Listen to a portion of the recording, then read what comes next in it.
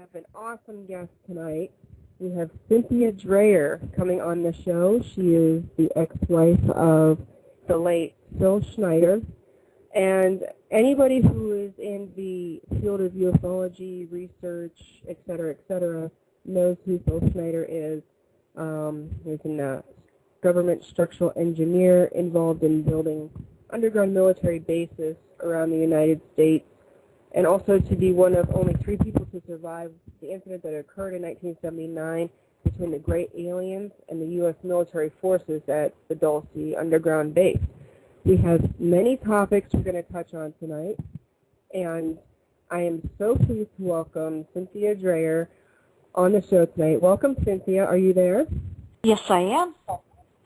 Welcome to the show. It's a pleasure to have you on. Thank you so much. So we have many, many topics to discuss tonight. Is there any particular one that you would like to start with? Well, I think I'd like to start with his death, Sure. just to clarify what really happened for him. Because there's been lots of articles out about the possible piano wire. It actually was a rubber hose catheter that was wrapped twice around his neck and tied in a knot. And supposedly he just sat on the edge of his bed and died from a suicide. But he always said in his lectures, and to me personally, that if they ever said he committed suicide, you'll know he was murdered. And Right. certainly that's what happened. Absolutely. There's an interesting story that you and I have been talking for the last couple of days. I got in touch with you the other day, and it was just so awesome to be able to reach out to you, and you'd agree to come on the show, because so many people out there, like myself, who are just, we believe everything that Phil has said. And the incident that you had told us about how he was discovered and the initial report that was given, did you want to elaborate a little bit on what the initial report was given and how it came to be that this catheter tube was found? Yes, I was called late one night on the 17th of January in 1996, and I was told that he had died of a stroke and that he was deceased and had been that way for almost a week. I made arrangements with a funeral director to take his body from Woodburn, Oregon, which is where he was living, to Portland, Oregon, where I was living. And later, the next day, I went to the funeral director and I said I wanted to see the body just to kind of make sure he didn't have a gunshot wound to the head or something, because his life had been threatened, and he was talking about top government secrets.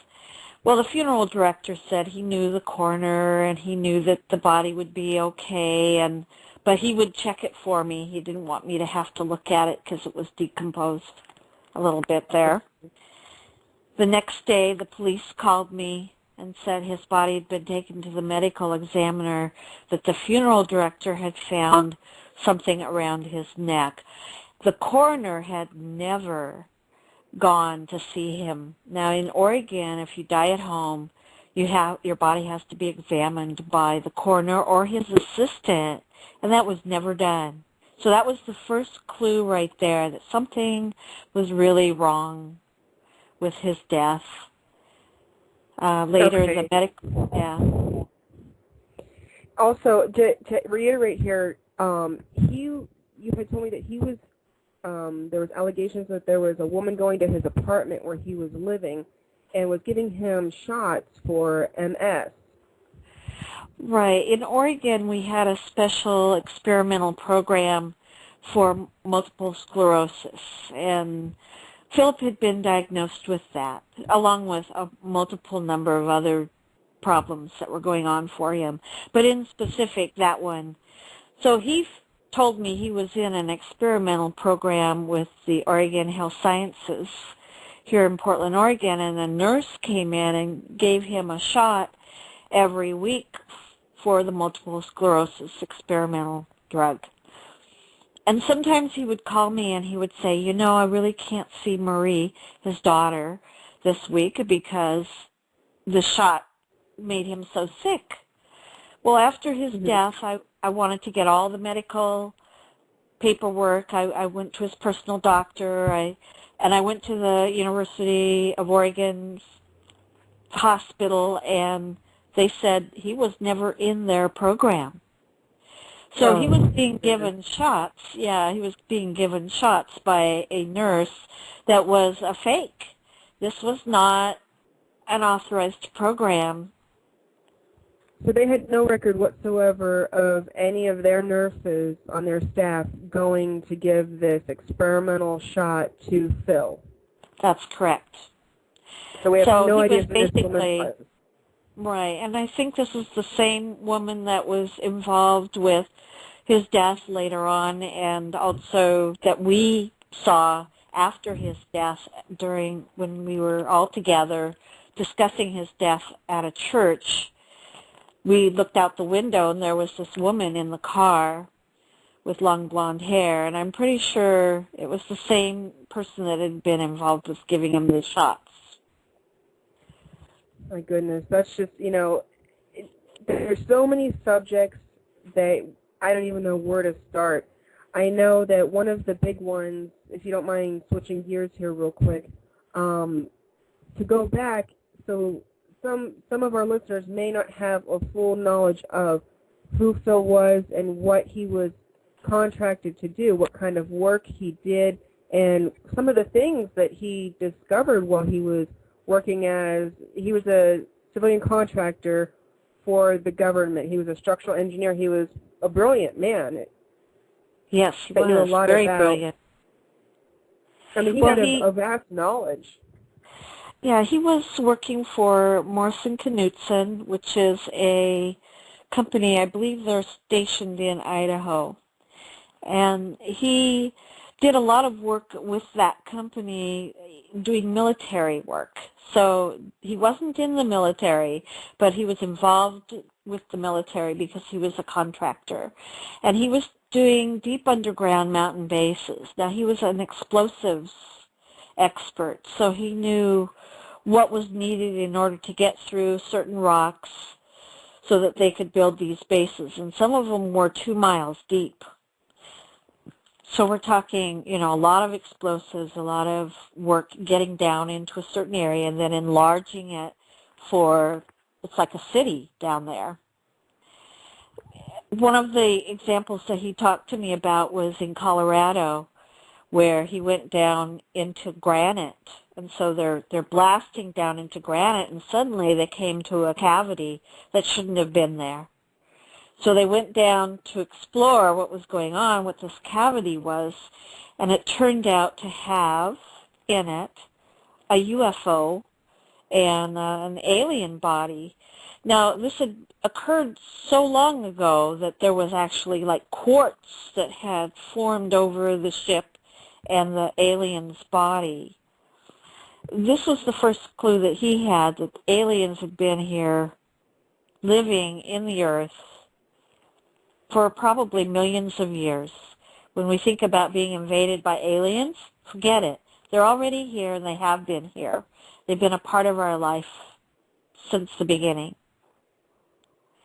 The second time he told me... I'm sorry, go ahead. The second time he told me about the alien contact was through the deep underground mountain bases was the Dulce, New Mexico. Right, the Dulce firefight. Right, the firefight. And he told me about that, how the men came down. And to me, the number was like 21 people originally went down. They're blasting holes, and suddenly they discover that there's a cavern already there. So they go down and explore what's going on there. And they find lizard aliens, Dracos is what he would call them. So they're big, tall, reptilian-looking, and they also had some of the gray, what they call grays. They're the smaller, shorter, with the big eyes, the kind that you usually see in the people who have been abducted. Right. The typical gray, right. He told me about how some of them are very allergic to ammonia, and they would actually pee in their hard hat and throw the pee on the alien, and it would kill them because they were very allergic to ammonia. I had some theories about... Oh, go ahead, hon. Go ahead. Well, I had some theories about some of our mythologies, like vampires, that they're allergic to garlic. You wear garlic around you. Well, garlic forms ammonia. And to me, I think some of our own myths in the past are really based on the blood-eating aliens that he found in these caverns. They had a big vat of blood and human body parts. And they were actually, about that. Yeah, they're consuming humans. So there was actually human body parts down in the Dulcie firefight, and as that story goes, to the best of my knowledge, he had a gun and shot 2 of them. Is that correct? Well, he got shot by a cobalt gun from one of the aliens, and I believe he had a gun as well, but the major damage was to him in his chest. Right. And he had a very severe injury where it would split open, especially when he was warm during the summer. And while he was married to me, he had that repaired. He had that injury repaired. What is a cobalt gun? Well, it was like a laser, I guess, being shot by a laser. So it was a very thin line, and it went right into his chest. It hurt his lung. I believe he had only half a lung on one side. So in one of his... Go ahead. Go ahead. Oh, well, in one of his videos, he would pull up his shirt and show the injury to his chest, and that was from the firefight. I have to apologize. There's a delay on my end, so I have to apologize for that. Now, did he actually see them eating, like, human body parts? I mean, like, because I had never really heard that graphic part of it. I had heard that in one of his speeches he did say that they base their food on our adrenal glands. And, yeah, they derive one of their happy drugs from us. So when they frighten us and we get the adrenaline going, yeah, that's like a drug to them. But then they eat our blood. Really? Yeah, they eat it. Yeah, they want our blood, and they eat our body parts. There was this big giant bat. Certain ones. Well, it sounded like the reptilian ones specifically were doing this, and the Greys help them get people. So the Greys help abduct people, usually children. There's 1 million children that disappear every year in the United States. 1 million every year. But we only hear about a couple of them. And if you were to map out where children disappear in the United States, they're almost always around where the deep underground mountain bases are. And they're housing these reptilians now. There's a treaty that we have to house them in exchange for their technology. Right. Did he mention anything else about anything he knew about these extraterrestrials? Now, the underground bases, the holes that they were digging, what were they digging these holes for? Was this was to expand military bases, but the extraterrestrials just happened to be already living there, or? Right. The extraterrestrials happen to be already living there because they've been living on Earth forever. But the deep underground mountain bases originally were to protect people in case of, like, Noah's flood or something happening to the surface, like an atomic bomb and a nuclear winter. So originally these deep underground mountain bases were to protect certain people underground so that if the Earth became inhabitable on top, they could still live below it. Plus, they have a transportation system in between the deep underground mountain bases. He knew where 152 of these bases were, and they're all connected by an extremely fast system of mobility. You could go from New York to LA, I think you said, in an hour through these underground systems. I remember hearing about that in one of his speeches, about the Mach 4, I think he said they went, or something. Yeah, they're very fast, and they're all underground. He visually saw one of these when he was underground in one of these bases. He saw the system, but he didn't write on it. Right. The only thing I heard that was mentioned in one of his speeches was that there was shackles on these underground systems that he saw on these trains. Okay. For people who he believed weren't going along with the New World Order when it would take place, were going to be enslaved. To the best of my knowledge, in one of his videos, that's what he said. And that's just amazing. He had all this information because you just think about the number of government officials or civilian workers working for our military and our government doing these secret things who aren't telling anybody about what's happening and what's going on. And it's just, really sad how many of us, are naive and don't know what's going on right under our noses here and where our money's going, which would probably explain why gas prices are so high and that's where the money's going. Mm-hmm. So another let me clarify. Go ahead. I would like to clarify about the freight cars because they're actually above ground. They're not below ground, and they're made by Gunderson Freights, which is actually here in Portland. We have the freight cars are being made here in Portland, Oregon. Apparently, one of the employees got really concerned by what he was seeing. And when you look inside the cars, they have like 122 pairs of shackles inside of them. Oh, okay. And he took a photo of it. And because he knew Philip was lecturing all over the nation, he gave Philip the photo and told him about what was going on.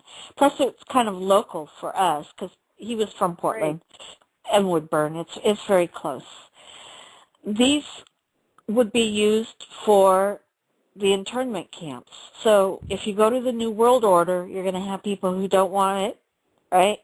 And so they have these internment camps, and these shackled freight cars will take the people to the internment camps. Oh, that's just chilling to hear things like that our, own government would do that to us.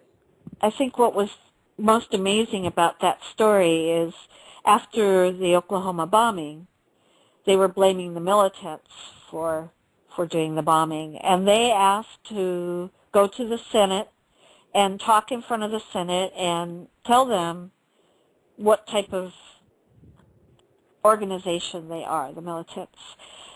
At the very opening up, and I saw this on the news personally, they showed a photo of one of these freight cars and asked the Senate what it was. The Senate immediately closed down. They told all the people to go away. And that hearing was no more. Later in the paper, this happened after the Oklahoma bombing when the militants wanted to have a hearing in front of the Senate. So they made public the freight car photo, and you know where they got it from, was Philip. Right. Because they wanted people to know, that a lot of things that are happening are really addressed toward a one-world government. Absolutely. And that's a lot of what Phil touched on in his speeches. It's just so remarkable. Another subject, if you wouldn't mind talking about a different subject right now, I want to get as much in as possible about things that he knew, is the Philadelphia experiment. Now, his father, to the best of my knowledge from what we discussed, was working on that program. Is that correct? Yes, he was. His father was Captain Oscar Schneider of the Navy. He was a medical doctor. So what happened with the Philadelphia experiment, Einstein and Tesla got together. They formed a machine that would vibrate the air, the water, sound, everything together. And they were attempting to make a Navy ship invisible to radar. But what they ended up doing was making a ship invisible to sight. On top of that, the ship could go from the Philadelphia harbor where the experiment started to Newark, New Jersey in like 5 minutes. So there was some sort of a time warp involved. When it reappeared, everything seemed okay. They turned on the machine again, went back to the Philadelphia harbor, and at that point, it reappeared. Men were like impaled in the ship. They were phasing in and out. I mean, this was the reality. It's not just a science fiction show. It really did happen. All the men were quarantined into a psychiatric ward in Virginia, the ones that survived. Obviously, the ones that were impaled in the ship didn't survive. When these men died, Dr. Oscar would come in and autopsy their bodies. And this is some of the letters that Philip found after his father became deceased, were these letters that his father wrote saying, what is this that I'm finding inside their bodies? It's behind their eyes, in their brain, in their arms and their legs, and it was a tiny little gold-tipped transmitter-looking thing, very tiny, with Enochian-type writing on it. And it was an alien implant. I mean, we would know it as that now because we've seen so many of them. Back then it was a new thing. And so the theory is that the Philadelphia experiment got caught in with some alien interaction, and that's why when it came back that second time, it was all impaled. Excuse me. Oh, that's okay.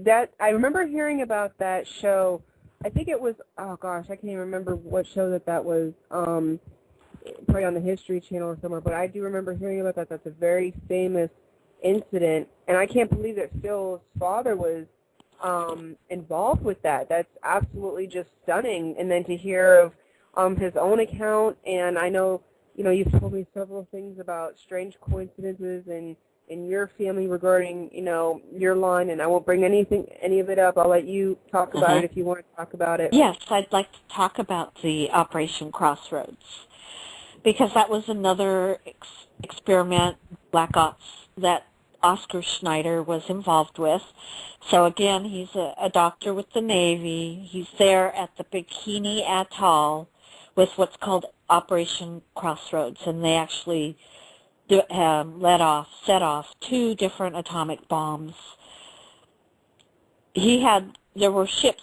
I mean, it's amazing how many times I see this on TV. You'll see the atomic bomb go off, and in the water you'll see these little tiny ships.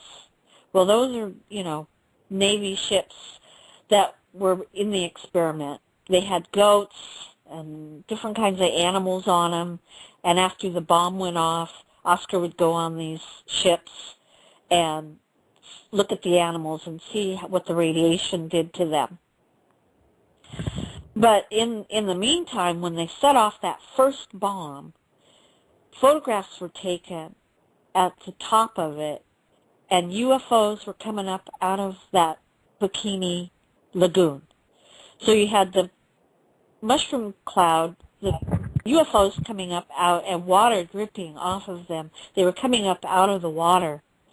Now, the head of this experiment was General Joseph Stilwell, and I got a book on the Operation Crossroads. I was very interested in it, and it suddenly dawned on me that a young boy that my daughter had gone to school with was named Joseph Stilwell, and I thought to myself, wow, what's the coincidence in that? I'm going to call his grandfather who was raising him. So I called the grandfather, and I said, I'm looking at Operation Crossroads, the book, and I notice there's a Joseph Stilwell, and your grandson is named that. Is he related? He goes, yes, General. Joseph Stilwell was my uncle. And Wow. my grandson, yeah, wow. And my grandson is named after him. And I said, well, yeah. And he lives right here in Portland. So I said to him, well, my husband has some photographs from Operation Crossroads showing things coming up out of these clouds. And he says immediately, oh, you mean the UFOs? And I said, yes, the UFOs coming up out of the clouds. And he goes, yes, I was in the airplane that was taking the photographs. And I saw the UFOs coming up out of the Bikini Lagoon. So here was someone who, out of all the coincidences in life, his young grandson goes to school with my daughter, and both of our families are involved with Operation Crossroads. But here's a first-hand account, whereas Philip was just using the photographs, and he was totally right. I mean, there was a base, underground base of some sort for the aliens there in the lagoon. It makes you wonder about where just coincidence ends and fate, destiny, or whatever else picks up, I mean, some things are just too coincidental, and, when you start to connect everything, it makes you really just step back and take a look at the big picture like, wow, what am I to be seeing here? What am I to be getting out of this whole situation, with trying to push for disclosure. And I know, unfortunately, after Phil passed away, all we had to go by was the videos that are up on YouTube and whatever speeches were made. And I thought, my gosh, it's been so long, this story not be swept under the rug. There's just too much information that needs to get out there. And I'm just really grateful that you're on the show and you're able to corroborate things that Phil talked about and give a first-hand account of, your life with Phil and the things that he talked about and the things he experienced and things that you experienced and, the strange things that happened. I mean, I saw the original letters. I saw the original photographs with the Navy SEALs on it. They stamped their photographs a certain way. This was not fake stuff. This was real stuff. And all of that was taken. When he died, and I went into the apartment after his death, his higher math books, his notes that he was writing for his book, all the photographs, all the alien materials, everything was gone. Now his wallet, his jewelry, his money, I mean, things that most people think of as valuable was still there, untouched. Except his wallet was kind of a weird thing, but that's another story. It's just that the police go, oh, well, somebody stole photos, huh? They stole what? What? They don't understand. Yeah. Mm-hmm. Yeah, you're just making it up. Why would they steal that stuff and leave all this other stuff here? It wasn't a burglary. It wasn't a murder. It was just a suicide. And I know it wasn't. Oh, absolutely. I mean, we know better, and, there's so many corroborating things that, the catheter around his neck and the things missing from the apartment, yet money was left, and, and the mysterious woman going to the apartment, and then you also had what you referred to as a watcher that lived across the street from you the entire time. Oh, yeah. So when Philip first moved into my home, I had a longtime neighbor across the street. I mean, she'd lived there for decades, and all of a sudden she's moving out and a new person moved in. So it's exactly the same time that Philip is moving in, she's moving in. So this is 1987. In 1996, when Philip died, I'm at his funeral. I'm visiting with people who've come from all over, from Canada, Georgia, Washington, and she's moving out. at the very same day of the funeral because she didn't need to be there anymore. But that was a watcher. That was someone who was designated to be there to see what me and Philip were both doing, our movements. Did she have any family with her? Did you notice any visitors or children or anybody else? No, I never noticed anything. Did you ever talk to her?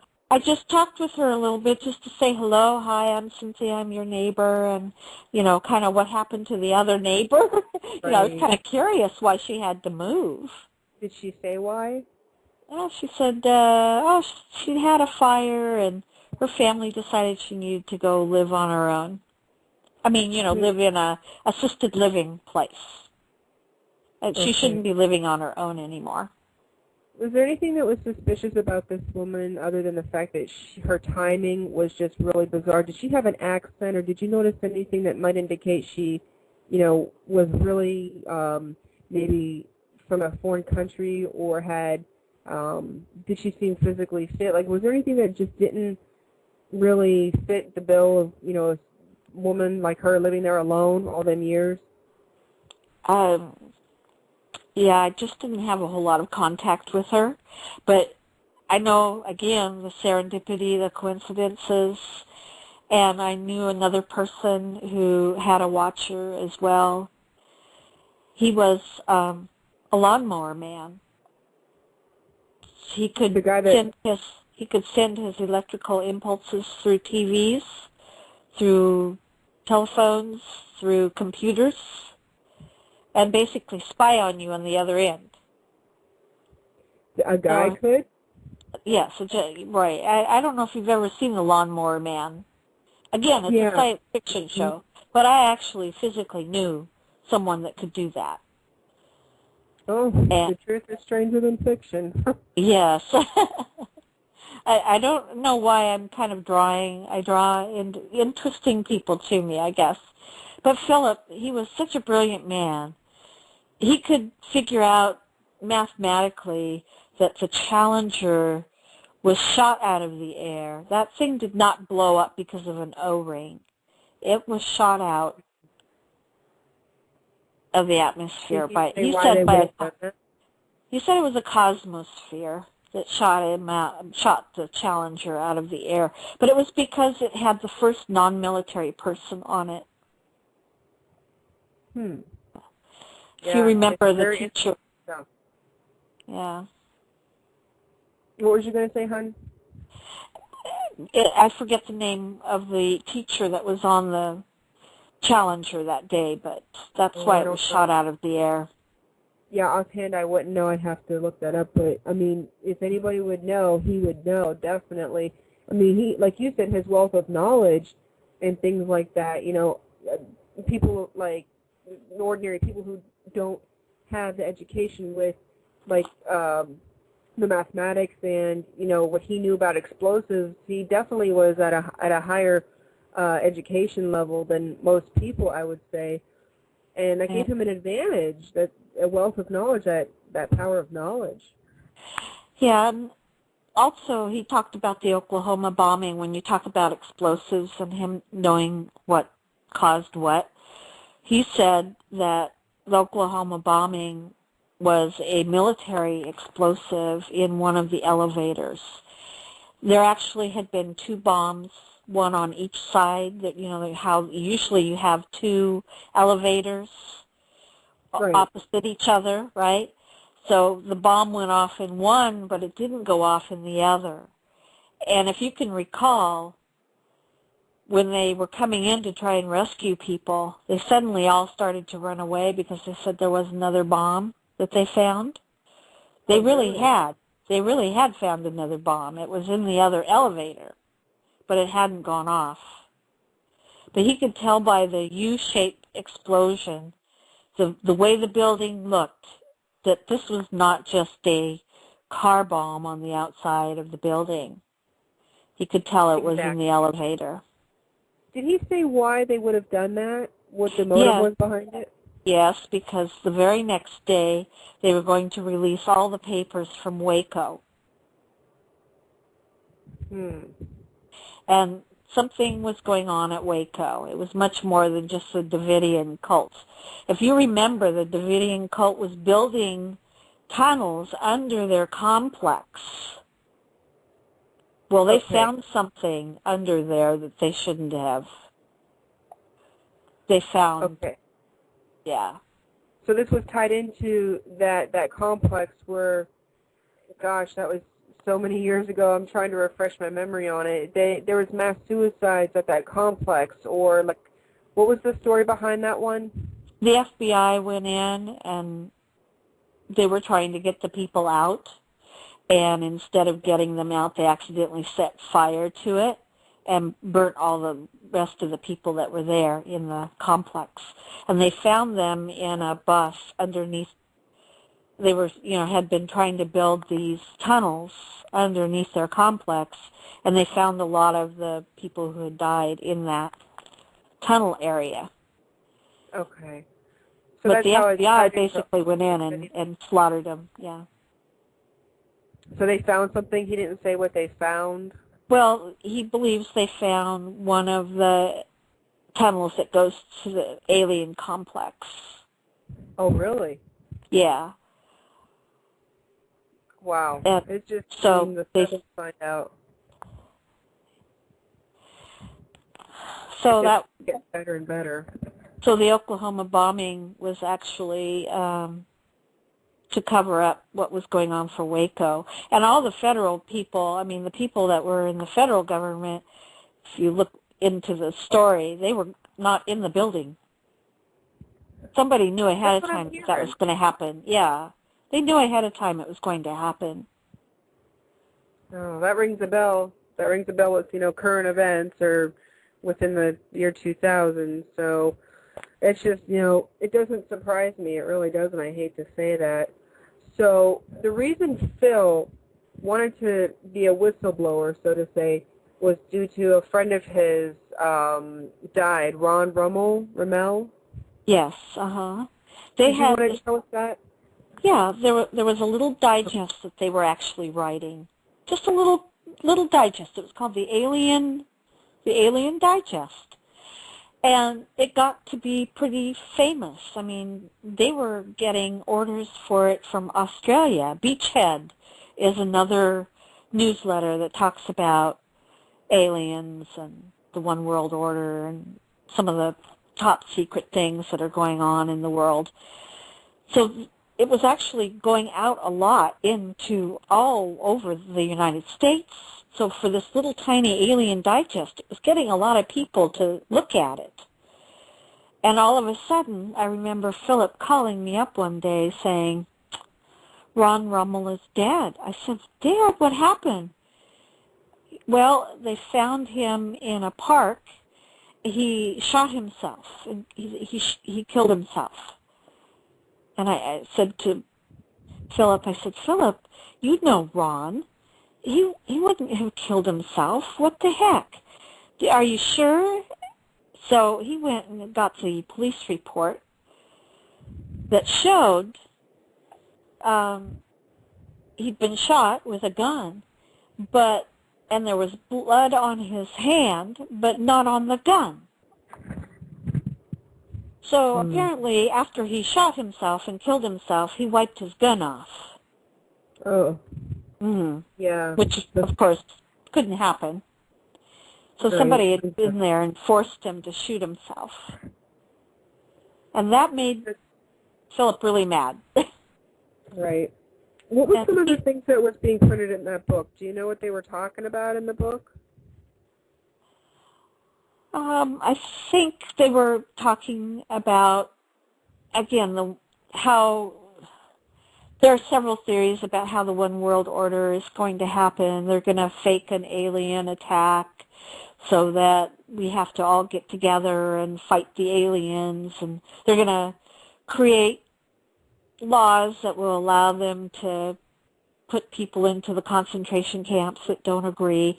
Well, we've come pretty close. If you think about Katrina and what happened there, Bush almost got through one of these orders that would have given him powers in martial law. Right. And that could have been nationwide, and that could have started it right there. So but it didn't go through. Thoughts on, sorry, go ahead, hon. But it didn't go through. Thank goodness. Otherwise, I'm sure the world would be a little different right now. So at that time, what was some of Phil's thoughts on what he believed the one world order, how it was going to happen? Besides the fake alien attack, did he say anything at all about, I don't know, maybe some of the aliens being on our side and trying to help us in this? Or that's a good question, because he said there were 7 types of aliens, and out of those, 2 were friendly that actually tried to help us. One of them looks very similar to us. They're a little larger.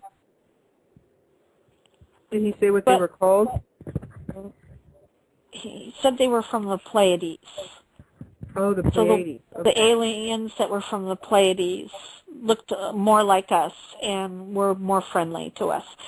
But in his mind, he said all aliens were bad because they were all trying to manipulate us. Whether it was good or bad, they all had their own agenda as to why, we're either a food source or something else for them, that they wanted to control us. And so it would be really hard for any of us to determine which one was good and which one was bad. Obviously, the ones that are eating us in a vat of blood are the bad ones. The Greys are their minions. The Greys are working as slaves for them. But there are several other varieties out there.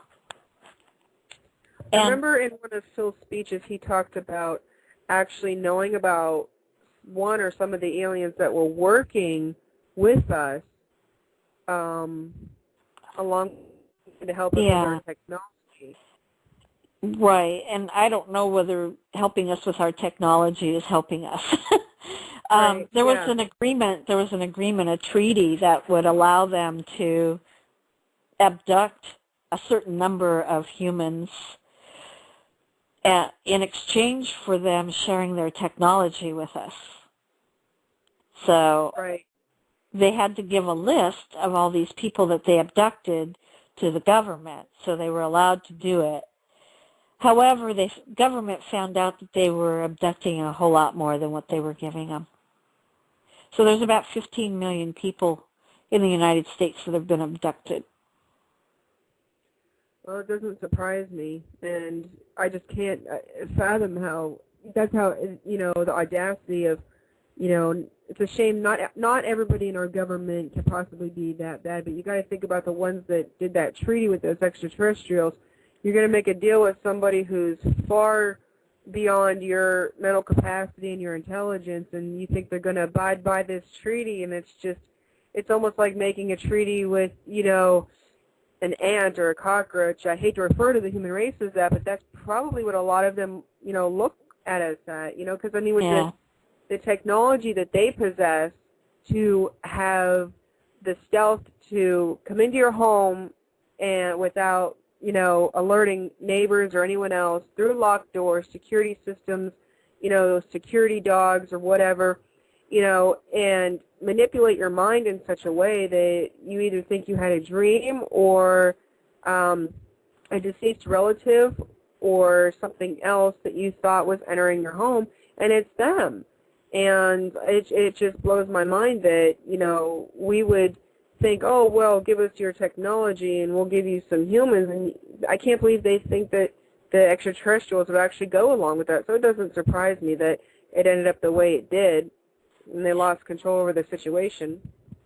I think one of the reasons why Philip was talking out, not only because of his friend who was murdered by suicide, but because he had, a child. He wanted his daughter, Marie, to be able to survive, and he could see a big danger on what was coming. He wanted people to know, he wanted his daughter to know that I think knowledge is bliss. The more you know, the better able you are to react to a situation. So if you know that X aliens are already here. If they're attacking us, it's a falsehood. Then that's going to help you react in a different way and keep the one world government from occurring. So Phil truly believes that the New World Order would have a lot to do with a fake, staged alien invasion, and that's how they would do it, would be to scare all of us into mass hysteria and believing whatever they would say, oh, well, here's how we fix this, type thing, when actually there won't be an alien invasion. You've got it. That's it. They're already here. There's no invasion. Do you know which kinds are already here? I know you mentioned the Greys and the Dracos. Are you aware of any other type of extraterrestrial that Phil may have mentioned that may already be taking up residence somewhere in the mountains or underground in Earth? Well, he said there were 7. So obviously we know about the 7 that are visiting us, whether they're already living here or coming in on ships and visiting us. Okay. The ones that are underground right now are the Greys and the Draco, reptilian type. And they're like vampires. They eat us. They suck our blood and create fear for their drugs. When I think about, some of those stories, like the vampires, even the Pied Piper, some of these stories just are, I think, clues to keep us safe. Oh, really? Hey, if you think about the Pied Piper, what does he do? He opens up a mountain and takes the children away. How do you open up a mountain? Right, exactly. It's a deep underground mountain base is what it is. And even Open Sesame, what are they doing? They're opening a mountain. So a lot of these... interesting. I never thought of it that way. A lot of these ancient stories that we have are really clues about what's here on Earth already. There's so many reports all the time about strange aircraft, strange lights, strange activity around mountainous areas, and areas like that near military bases and out in the desert. And there's so many. If you do your homework, you go online, and this is for everybody, you find so many stories about strange military or beings coming out of like the mountain area regions near Arizona and Nevada, and you can only hear so many stories before you finally click and say, gee, maybe there's some truth to all this. And that's the purpose of this show, is to pursue disclosure, because in my opinion, our government, the United States government at least, I can't speak for other governments around the world, the U.S. government is never going to disclose and admit to the alien presence. It will never happen. You might hear 1 or 2 clues come out of NASA or wherever else. Our government will never admit to it, and that's my opinion. I think that we, the people, are the disclosure. Our voice, our stories, our information that we share with each other is the disclosure, and that's all we need. Because we already know. We already know. They can only lie for so long, and I've seen the craft. I've seen the strange, whatever they call it, the TR-3B or whatever, that mocks the alien technology or has alien technology. I've seen it right here in my neighborhood, because I live in Northeast Ohio. I got Vienna Air Base in Youngstown, not far from me, and then in Dayton is Wright-Patterson Air Force Base, which allegedly the Roswell crash saucer, along with the alien recovered bodies, were taken to Wright-Patterson Air Force Base. So do you want to hear a tie-in with all of that? Absolutely. My father, my biological father, was working at Wright-Anderson Air Force Base. Think about Operation Crossroads, okay? You have Operation Crossroads, and you're dropping an atomic bomb. Do you know where those planes came from? Probably Wright-Patterson. Actually, they came from Roswell. Okay. They came from Roswell, okay? So here you have the bomb going off. You've got all these ships coming up out of the water, and a couple of months later, you've got alien ships crashing in Roswell. And that's not a coincidence, believe me. I saw a movie. I saw a movie on Roswell, and they show this captain going into the office, and on the back wall, it's the Bikini Atoll. It's the same map that Oscar was looking at in a photo that I have. It was like, oh my God, the light bulb goes off. So many of these things are tied together. Operation Crossroads, Roswell, Wright-Patterson, all of those are all tied in together. And so is Montauk, New York. Yeah, I'm just now learning about Montauk, New York. That's something I got to go do some research on. And that's what I love about having this show, and I'm so glad that you're on with me because, knowledge is power. And I know like I said, there's a lot of people listening to the show right now that believe everything that Phil said about what he knew regarding all of these subjects. And I think it's wonderful that you're on the show to corroborate that.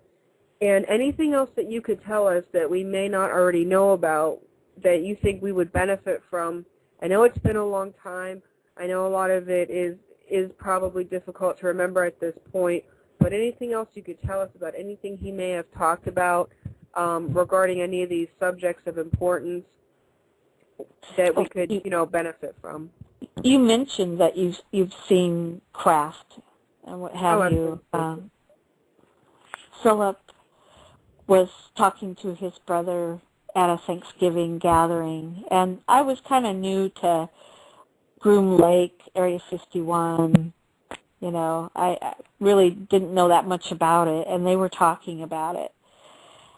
Apparently, both Philip and George Schneider, his brother, flew top-secret planes out of Area 51. And I heard George say to Philip, if you keep talking about this in public, you're probably going to end up dead.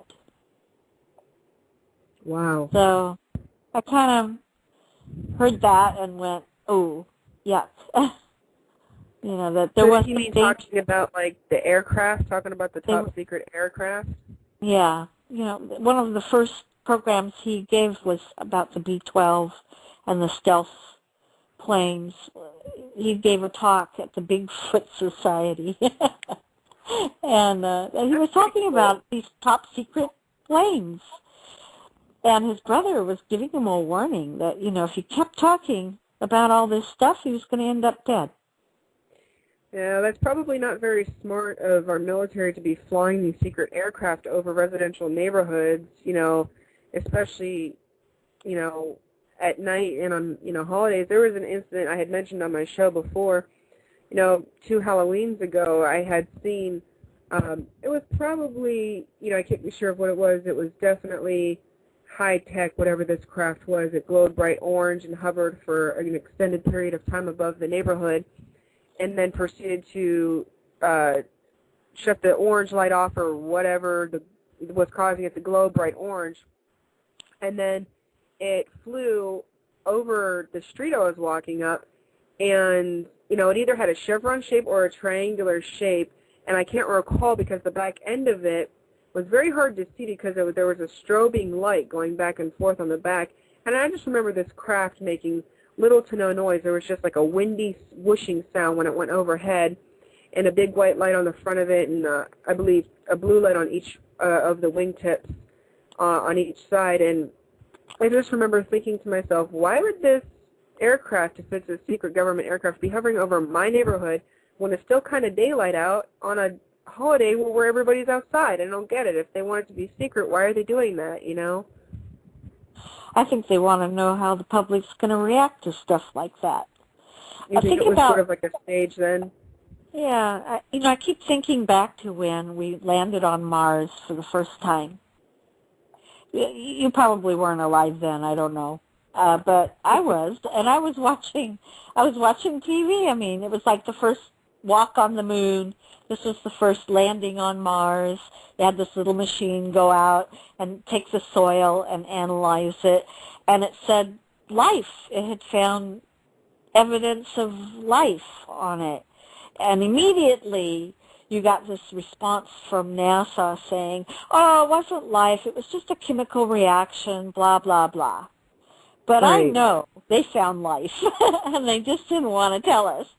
Sure. Like, if you're a witness to that, a machine going out, testing the soil, and saying that there's life, and then NASA goes and says, no, no, no. And now what are they trying to tell us? Yeah, there probably is life on Mars.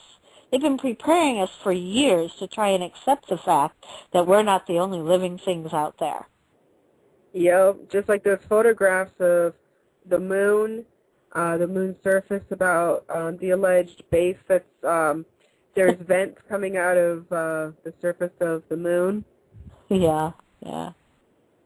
I just, believe that, yeah. I was just saying the photographs that were airbrushed of the surface of the moon, and I believe it was the NASA employees that were instructed to airbrush the photographs, to airbrush away like those ventilation chambers coming out of the moon's surface. Yeah. Well, I met this lady at my genealogy library, of all places, right? Again, this is serendipity. Her father worked in NASA. He helped develop some of the machines that walked around on the moon. And she had a moon sample, a sample of the moon. And she was going to maybe sell it on eBay, and the FBI were all over her. Oh, no doubt. Yeah. The thing about the moon rock is it's exactly like Earth rock. It's no different. The moon rock is Earth rock. And I guess they don't want us to know that. You'd be surprised at like the experiment they did where they allegedly, people were saying, oh, we blew up the moon and because we want to see water spray out of it. You got to wonder what was the real motive behind it. Hey, let's see if the moon has water. You just now want to see that? It's been a while, you know. So, yeah. Hey, listen, Cynthia, a friend of mine is calling in. It's Chris Augustine, and he has a website called aliensthetruth.com. And he's calling in right now. He probably has a few questions. Is it okay if I bring him on? You bet. Okay, great. Go ahead, Chris. You're on the air. Good evening. Hi, how are you? How's everybody tonight? Cynthia, this is Chris. Hi, Chris. How are you? Just fine. Can you hear me okay? You. I can hear you, There's a little bit of a delay tonight. I just wanted to comment on one thing that you were just talking about, the warning that Phil had gotten when they were saying, you know, doing the work from Area 51, secret planes and everything, and they said, you know, you keep talking about this, you'll end up dead. One of the interesting things that I read in one of Stanton Friedman's books, and more recently in one of Nick Redfern's books regarding contactees, is the government is no stranger to following people related to the UFO field. Contactees especially, because they almost always had an anti-nuclear type agenda. They tended to be a bit on the communist side, so they would actually have FBI and even Air Force personnel investigating them, you know, questioning them, finding out their motives, going to UFO conferences, seeing what these people were telling people, what type of secrets they were telling, and to take it even further, especially during the 60s and 70s, they would infiltrate UFO support groups or, you know, forums. They would go to these meetings posing as interested parties just to see what people were discussing, if there were any secrets being revealed, etc. And I think the one difference from 1996 compared to now, why people aren't showing up dead more often is the Internet. People are much more visible now. It would be a lot more difficult to silence someone because they're so well connected and people are so well informed of what's going on, to have a predominant UFO researcher just suddenly, die from, any particular circumstances would seem a bit odd, and it would tick people off right away to, hey, there must be something to this because they just mysteriously died. Yeah, I agree. I thought Philip had better protection, but what happened for him, although he was able to survive several threats on his life, was that they started to threaten me and the children. Right. So he basically gave himself up to them to protect me and the kids. Well, I mean, this type of behavior is nothing new. Having done a lot of research on the Roswell incident, some of the eyewitness testimony that was recently brought to light, I believe the book was Witness to Roswell, they talked about a young girl who was 12 years old. I think she was the daughter of the fire chief, who actually handled some of the crash debris. They had a New York City police officer who was an expert in interrogations, flown in and was doing interrogations for the government, asking people what they saw and pretty much forcing them into silence. I mean, I'm going to paraphrase here, but he essentially told a 12-year-old girl after she said, oh, yeah, I held this debris, it was totally exotic, blah, blah, blah, that the desert is a huge place and no one will ever find your body. And this is in 1947 telling a 12-year-old American girl. So if that's that long ago and they were willing to kill people, good luck today. Yes, exactly. There's so many more ways they can do you in now. And did you guys hear about that new way that they're doing it? Is they have this Jesse Ventura, the governor, he actually found out about that company. Chris, you might know the name of it, where they're actually hiring civilian people to keep track of their own neighbors and their activities. I Sounds can't like remember my the name. watcher. What was it? Of course, I forgot the name now. It was. I know the conspiracy theory is the name of the show. It was like either Infraguard or Intragard or something like that. Infraguard, that's what it is. Yeah, yeah, but they hire civilian workers. Right. To spy on their own neighbors. The government actually hires these people. You're absolutely right. And what's interesting about them is these private individuals, these citizens, are informed of threats before the general public. And these are high-profile business owners, utility managers, the people that run the electric company, the gas company, people that run banks, etc., in major cities all around the United States. I think they have representation in every state, are informed of threats against the United States before the average Joe Schmo, so they can prepare their own systems. Now, to me, there's something wrong with that. The people that are pulling the strings and controlling our society are learning about these things beforehand so they can then control things if something did happen and take the power away from those they don't deem necessary and give it to themselves. But that's just my take. Yeah. Wow.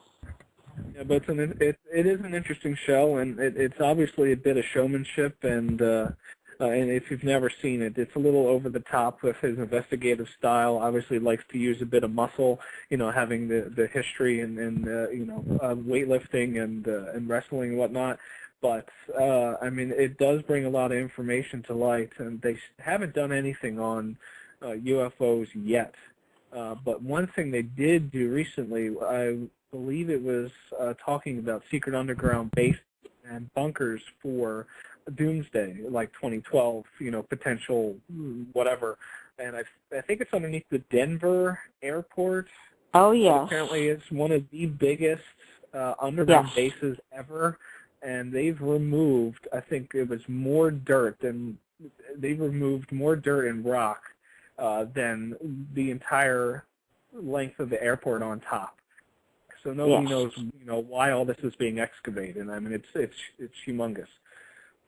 And then they actually toured the airport, and they saw all these murals, and they said something like, for the New World Order or New World Government, this is like the first airport for it, and then they had these plaques what looked like a doomsday type thing. There was huge waves and cities on fire, and it was kind of even displaying this as like a Mecca or like, you know, a safe place, whatever. So, I mean, it looked pretty interesting if you put the dots together. Philip actually analyzed all those murals because they're very Masonic, and a lot of the symbols in it are Masonic. Yep. His dad was a 32-degree Masonic, so that was some of the books that were stolen after he died, were a lot of the Masonic symbolism books that he had. Interesting. Wow. I mean, like I said, the more we talk about this subject, the more, like, my mind gets refreshed about things that, you know, I think this is what they would like to have happen. You know, the government, they would like things just to fade and to get swept under the rug. And like I keep trying to stress to the audience is we got to keep fighting for this disclosure. And the way we do it is just keep talking about it, keep spreading the information, and just keep making it in the public eye. And that's great that people like Jesse Ventura, who's, you know, a celebrity, people are obviously going to look to him, you know, more so than someone like me. You know, I'm not a celebrity, and that's great that he's doing that because it's getting more people involved. And one of the things I wanted to sort of backstep on real quick with you, Cynthia, is I remember I asked you when we were talking earlier on the phone, one of the things that I found perplexing was, I mean, I have no doubt that extraterrestrials are real. I have no doubt whatsoever. And I had asked you, did Phil ever mention anything about how, what he felt, how the aliens were getting into people's homes, like behind locked doors and so on and so forth? And you mentioned something like dreamscaping or things like that.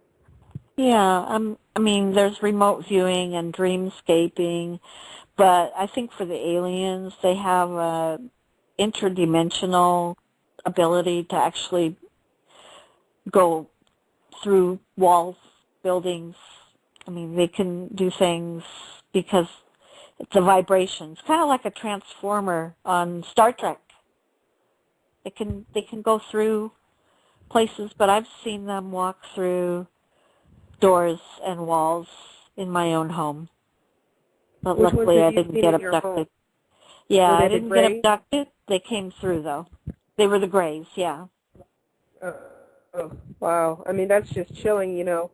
And that's where the chapter in Philip's book that I was writing was how to avoid being abducted by the aliens. And it had to do with... What did he say? How do you avoid that then? Well, ammonia, for one, because many of the aliens are allergic to that. So you could spray Windex with ammonia around your room, on your windows. You could have garlic, because garlic produces ammonia. So, you know, again, that vampires theory, how some of these old myths were ways of telling us how to be safe, is actually having garlic in your home or around you will keep them from abducting you. Also metal, like a piece of meteorite or a piece of iron or a magnet, because if they try to transport you onto their ship, it messes up with all their electronics. So if you have like a piece of meteorite or a magnet, also the cross, the sign of the cross, doesn't have to actually be a cross even, but again, a sign of the cross. There's something about that, the power of it, that can keep you from being abducted. And in fact, that's how it was for me. I grabbed the cross that was on my neck, and they went away, and never came back. And never came back. Thank God. Oh, so there's lots of different ways. I've heard that before, where you know, you hear so many, you know, Chris, his website, he hears a lot of the abductees' experiences. And Chris, I think you would agree that, you know, sometimes that works for abductees and sometimes it doesn't. You know, right. the religious aspect, not just the Christian background aspect of it with the crucifix, but other religious articles that people thought would keep them away didn't work. I think for me, the concept is not so much the symbol that does it, but the person's willpower. and something that they believe in. And I think it's all power of thought and power of mind and mind over matter type thing, that if you consciously will this to stop and you put up a fight and you do not allow it, whatever your symbol of power is can help you. I just wanted to play devil's advocate for a moment and take a step back and say, well, what if you don't want to stop the abductions from happening? And the perfect example is my own experiences. I've only now, some 8-9 years after my experiences, have been remembering what occurred, and there was nothing bad. I've never experienced any negative emotion. I've never picked up on any negative intentions. I've had missing time. I've got an implant in my leg. It's been documented by ultrasounds. It's still there. I can feel it under the skin. But I have absolutely nothing to show that this was a negative experience, and I welcome it. And I just, I'm still here. I'm not being fed upon whatever. I'm perfectly healthy. I'm fine. So, why should I stop something like that from happening? I see nothing negative. Right. I thought it was interesting you just mentioned you had an implant, because the men from the Philadelphia experiment, as they died, Oscar went in and he found alien implants in their bodies, and at that point he didn't know what they were. But of course nowadays you would know what it is, because more people like yourself have come forward, and we know what it looks like, x-rays. Right. Bud Hopkins, he actually showed an x-ray of a woman with one behind her nose. Oh, my goodness. And it looked just like what Oscar had seen in the men from the Philadelphia experiment. I think there's so much mystery to this whole situation with the extraterrestrials. I myself, with my experiences, to be honest, I don't have much memory of them, but it's usually of them coming into the room and bringing me back, or coming into the room to take me. And, you have to wonder why all the secrecy and everything, which maybe there is like a bigger agenda going on, and I'm sure there is. I like to throw caution to the wind, absolutely, but I don't like to totally pigeonhole myself and say yes or no, that they're bad or that they're good, because there's so many different types of them. We really don't know too much about. Thank goodness that Phil, has had some information at least to provide knowledge to us all, and I think that's remarkable. And I'm glad that you're on the show and you're able to give us a different perspective, a different point of view. And that's just amazing that Phil has been able to experience and see all of these things. He saw the grays, he was there, and a man of his level of education is not going to just throw away that career to make up some facade story just to get famous. It makes no sense at all. He's educated. He's got better things to do with his time. Yeah. He really wanted to make a difference. He wanted to make the world safer for his family and for all the young people. He felt that abduction was generational, and that scared him, because he didn't want to be abducted so his daughter wouldn't be abducted. But I hear a positive event has occurred for some people, and that's good, whereas mostly I've heard a lot of negative things from abductees. The first people who took Philip's information and put it on the internet was actually a website for people who had been abducted. So I thought, out of all the societies and people, groups on the internet, it was actually one of a group of people who had been abducted that took his information at the very beginning and put it on the internet. And their website immediately died. Oh, and same thing happened with, because the information that Philip had to tell, I guess, is so dangerous that they kill the websites to keep it from happening. Yeah, there's definitely, no stranger to those sorts of things happening. It does seem like, when people see things they shouldn't see or learn of things they shouldn't have learned of, unfortunately things start to happen for them. And what I like to do is just try to keep a peaceful attitude, kind of surround myself in white light and just trust in that I do have angels watching over me. And, you know, I'm a firm believer that good does triumph over evil. And I don't know if I'm just, you know, optimistic or whatever, but, you know, I'm not going to stop doing the show. I'm not going to, you know, be afraid and, you know, go run the other direction. I'm all about making sure that disclosure happens, you know, because it is important. It is a fact that these abductions are going on, that, you know, there's just so much. I mean, Cynthia, when you started talking about how, you know, the Oklahoma City bombing tied into the Davidian complex, you know, I had never thought of that before, but it makes perfect sense. You know, you got to look at these big, you know, events that are happening in our nation's history, and you got to take a second look at it. And like you said, there's clues. There's clues all over the place that we just have to be more aware of, I think. Yes. Do you want me to talk a little bit about bombing? Yeah, absolutely. Oh, absolutely. okay. So, because Philip was a structural engineer and he was an expert in explosives, so he was the one that was actually blowing out the holes for the deep underground mountain bases. He was very familiar with all the different explosives and their effects. When he saw the Oklahoma building, the Murrow, I guess it's Murrow building, he could tell from that it was a military explosive and not just some truck going off in front of the building. And in fact, he eventually felt that it was a bomb that had been placed in the elevator, and another bomb had been placed in the other elevator, but only one went off. And so that's why you had kind of a U-shaped explosive effect. If you recall in the news films, as people are trying to rescue people at the very beginning, they all start to run away because they said they found another bomb. And then they go, oh, no, it wasn't another bomb. Well, it was another bomb. It was in that other elevator. And the cover-up is so big.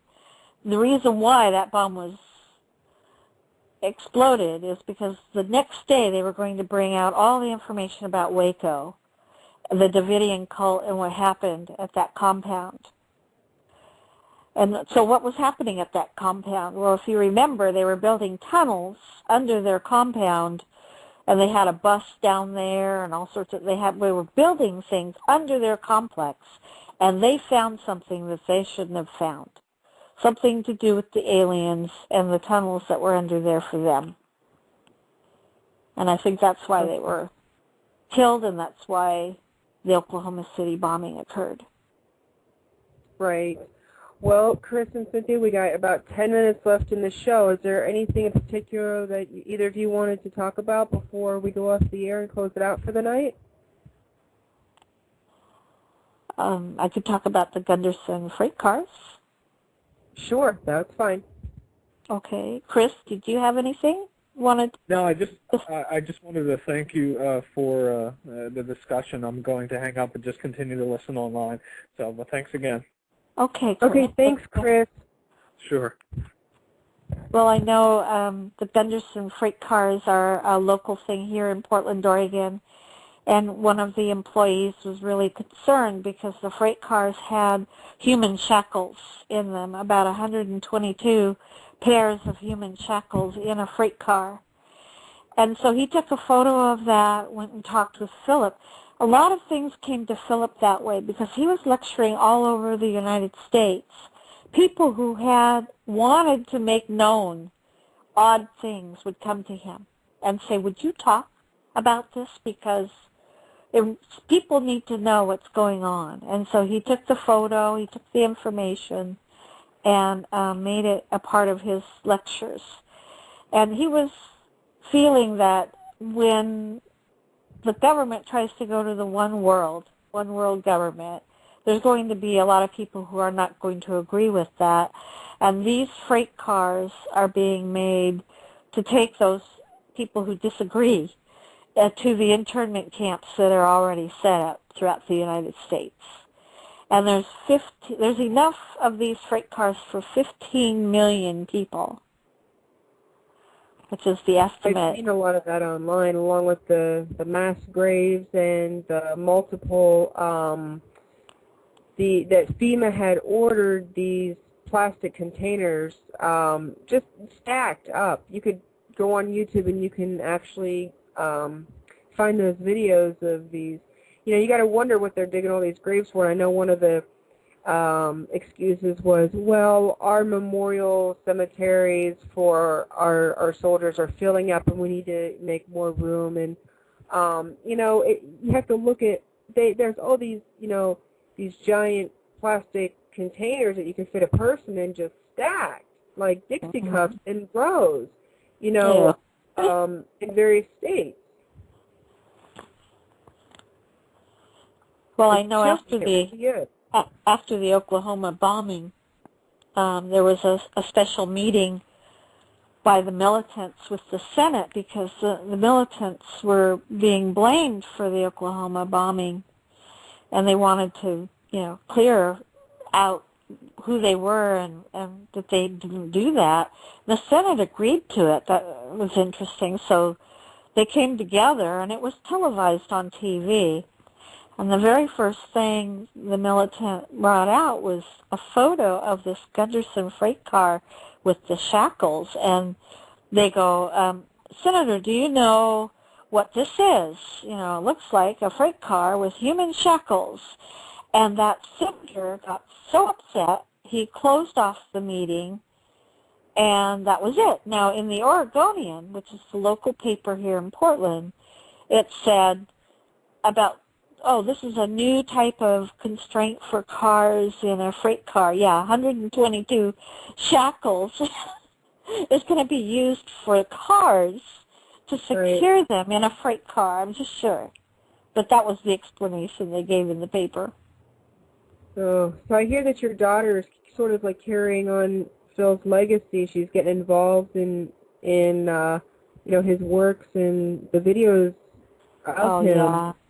Marie was devastated. She was 8 years old when he died, was murdered, and she doesn't feel that justice has been served because of the death certificate that says he committed suicide, and we know that's not what happened. And I think our hope is that with the continued efforts that she and I have tried to do, that perhaps they will question the fact of his death and change that to at least unknown or homicide, because that's really what it was. It was a homicide. I just cannot believe the coroner decided that the rubber catheter hose that was wrapped around his neck that was done by suicide. That's just absolutely bizarre. I mean, I've just never heard of that, and for them not to even notice it, you know, until, what, a day later, it's just very bizarre. Yeah. Well, we got 5 minutes left on the show, Cynthia. What do you think the number one thing you want people to remember Phil by? What do you want people to think of when they think of Phil? Yeah, he truly believed, you know, in what he was telling the public. He knew he was endangering his life by doing it. He had a lot of medical issues going on for him and felt his life was not going to be that long anyway, but he wanted to take the knowledge that he had and give it to the public. Thank goodness they had those videos going when he was giving his lectures.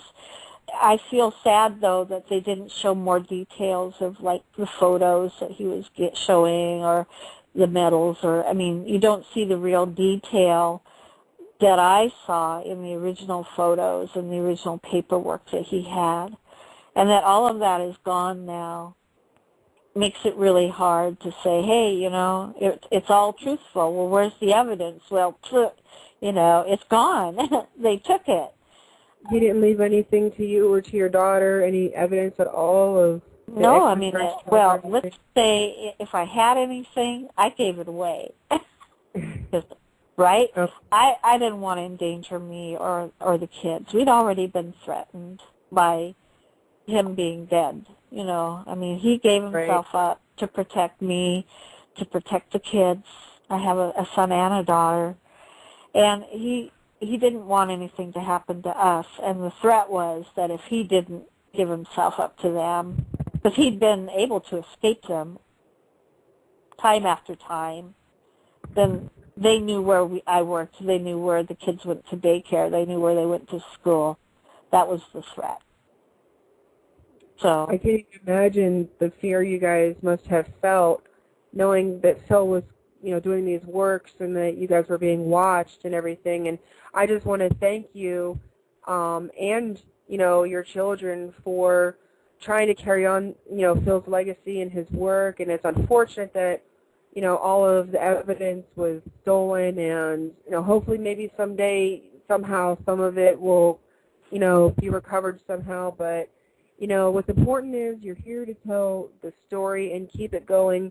And the show's about to end here in about 2 minutes, so I just kind of wanted to wrap up here with you, Cynthia, and thank you very much for being on the show.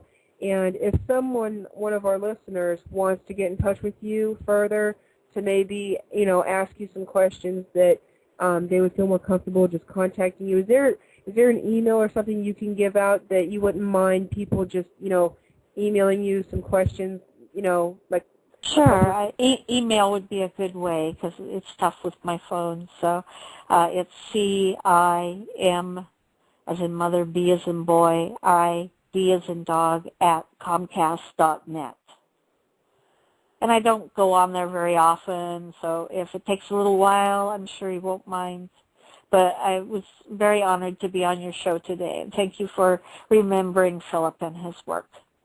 Oh, no, thank you very much. And just to reiterate that email, it's CIMBID, is that what it is? Yes.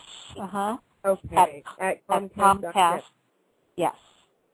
Okay, wonderful. Well, Cynthia, we're about to go off the air here, but I want to thank you very much for everything that your family has done to preserve, our own rights, as American citizens, and that is to freedom of speech, and disclosure is a right of way for everyone in the human race, and no person has the right to take that from anyone else. So I want to thank you for being on the show, and thank you to all my listeners, and I will talk to you soon, Cynthia. Thank you, Carrie. Bye-bye.